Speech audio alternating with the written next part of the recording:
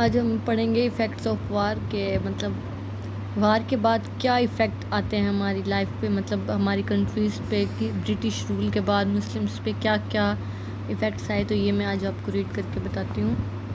The failure of war confirm the British as masters of India. It has been intended to loosen the yoke of British control, but instead it tightened it. The British issues a proclamation at Allahabad in 1858, bringing the war to an end.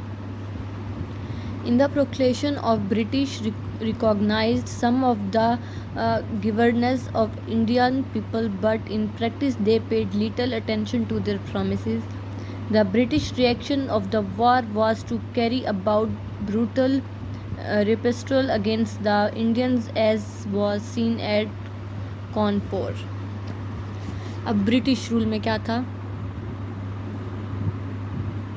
After the war of independence the east India company was abolished. Now the British government would take full responsibility of all matters in India. The member of British cabinet, the Secretary and State of India, was given responsibility for the government of country. However, the direct responsibility was in the hands of government, now called the Viceroy. He had over 1,000 members of Indian civil services to help in administer the country. These ranged from highly paid judges to low-paid junior administrators. Despite the proclamation of 1858, by 1870 only one Indian has become an officer in the ICS.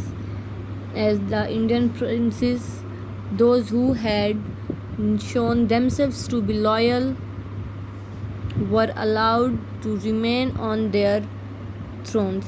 Yet they had little or no real power and were obliged to follow the policy laid down by British government. अच्छा, इसमें सारा बताया गया कि कैसे British government ने अपने rules impact किए और किस तरह से कब्ज़ा किया। After the war, Bahadur Shah was put on trial and sentenced to the life of imprisonment. He was sent to live out his years in Burma. In January 1877, the family in British Queen Victoria was appointed Empress of India. The India royal family had formerly been replaced. अब आगे the Muslims. The British considered that the Muslim community was largely to blame for the war, and it was to be many years before they once more began to trust Muslims. In the army, the British began to recruit men mostly from groups such as Sikhs, Pathans and Gurkhans, who they thought were trustworthy. The Muslim objected to British education, to the use of English,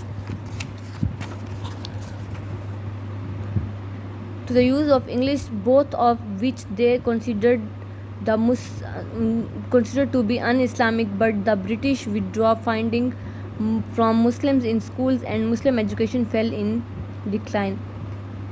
In many ways, they have part of British plan to keep the Muslims illiterate and thus prevent them from gaining public office, as well as non-British historian of India wrote at the time.